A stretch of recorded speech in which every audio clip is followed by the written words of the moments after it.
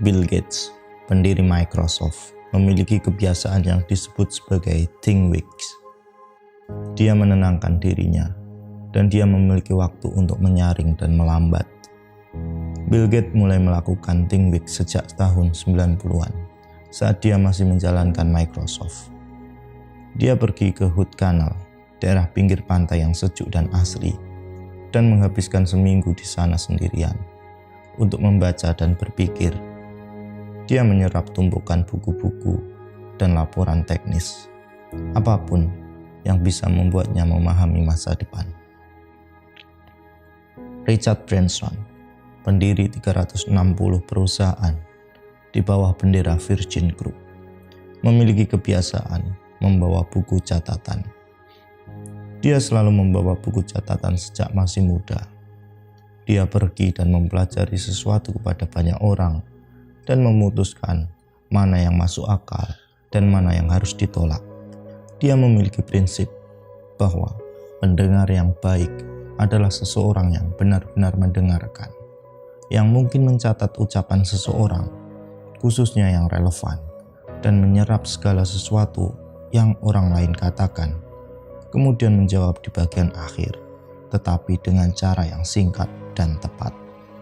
Apakah kamu melihat pola di sana? Keunggulan yang dimiliki beberapa orang, entah itu dari segi finansial, karya, atau kesehatan, tidak datang dari ketidakteraturan, tetapi dari kesinambungan, tidak dari pengecualian, tetapi dari aturan. Mereka tidak menggantungkan kualitas hidup dari keberuntungan, tetapi dari kebiasaan. Meskipun setiap rutinitas yang kita lakukan tidak memberikan dampak yang signifikan pada awalnya, seiring berjalannya waktu, makanan yang kita konsumsi, olahraga yang kita lakukan, cara kita membelanjakan uang, atau bagaimana kita mengelola waktu, sangat mempengaruhi kualitas kehidupan kita dari fisik hingga psikis. Itulah kenapa kita berusaha untuk membangun kebiasaan yang efektif, kebiasaan yang bisa memberikan keuntungan dalam jangka panjang, dan sebisa mungkin mengurangi kebiasaan tidak efektif, kebiasaan yang merugikan kita dalam jangka yang panjang. Sayangnya, itu selalu mudah dalam teori, karena dalam praktiknya kita menyaksikan hal yang berlawanan. Sehari, 2 hari, 3 hari, kebiasaan baru yang kita usahakan berjalan dengan konsisten. Seminggu, 2 minggu, 3 minggu, kita merasa semakin dekat dengan apa yang kita inginkan.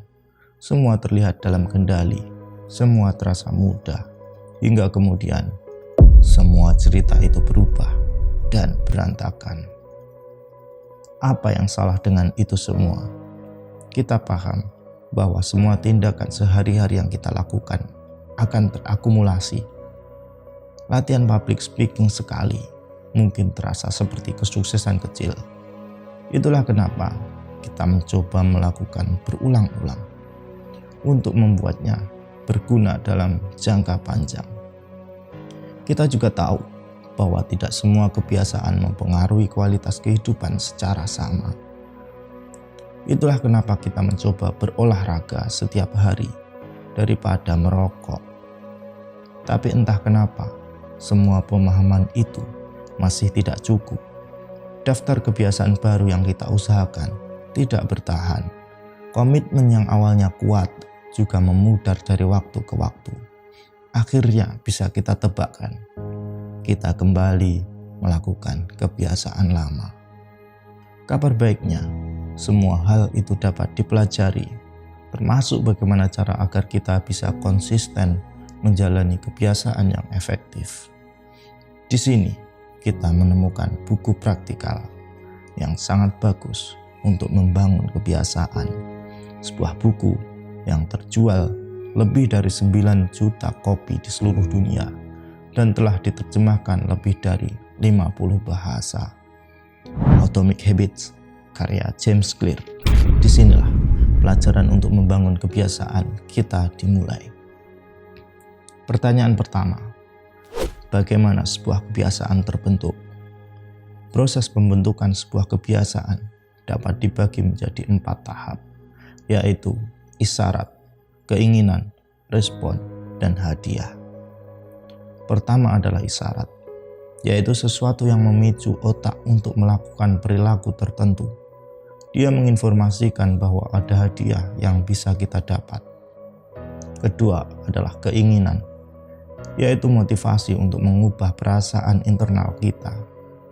Ketiga adalah respon, yaitu kebiasaan yang kita lakukan. Dan keempat adalah hadiah, yaitu tujuan akhir dari setiap kebiasaan. Sekarang, mari kita lihat bagaimana keempat tahap itu bisa menjelaskan kebiasaan kita dalam mengoperasikan HP. HP-mu berbunyi dan menampilkan notifikasi DM Instagram. Kamu ingin tahu isi DM-nya. Kamu kemudian membuka Instagram dan membaca pesannya. Hasilnya, kamu puas karena telah mengetahui isi pesannya. Artinya, kebiasaanmu mengoperasikan HP dipicu oleh HP yang berbunyi. Pertanyaan kedua, bagaimana cara membangun kebiasaan baru? Untuk membangun kebiasaan baru, keempat tahap itu diubah menjadi kerangka baru yang disebut James Clear sebagai The 4 Law of Behavior Change atau 4 hukum perubahan perilaku. Pertama, kamu harus membuat itu jelas.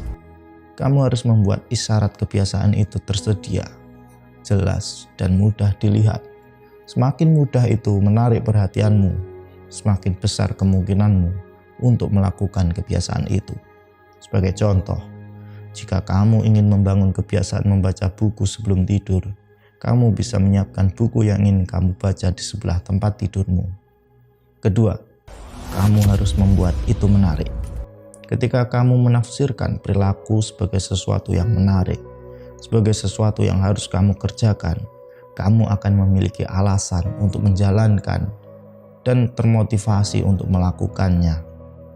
Misalnya, kamu hanya bisa mendengarkan musik dari band favoritmu hanya jika kamu berolahraga. Ketiga, kamu harus membuat itu mudah. Inilah alasan kenapa membuat kebiasaanmu mudah dan sederhana menjadi wawasan yang penting, karena kebiasaan harus dibangun sebelum bisa ditingkatkan. Contohnya, jika kamu ingin membangun kebiasaan menulis, mulailah dari 100 kata per hari. Jangan langsung berlembar-lembar.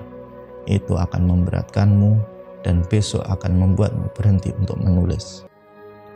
Keempat, kamu harus membuat itu memuaskan. Hukum keempat adalah membuatnya memuaskan. Dan apa yang kamu butuhkan adalah membuat kebiasaan itu memuaskan secara langsung. Contohnya, kamu bisa makan es krim setelah menyelesaikan rutinitas belajar gitarmu. Nah, demikian tadi cara untuk membentuk kebiasaan baru. Kamu bisa gunakan panduan tadi untuk membangun kebiasaan yang kamu inginkan dan melakukannya secara konsisten. Terima kasih telah menonton video ini. Jika kamu menyukainya, pastikan untuk berlangganan saluran ini dan membagikan kepada keluarga dan kerabat Anda. Jangan lupa like and subscribe.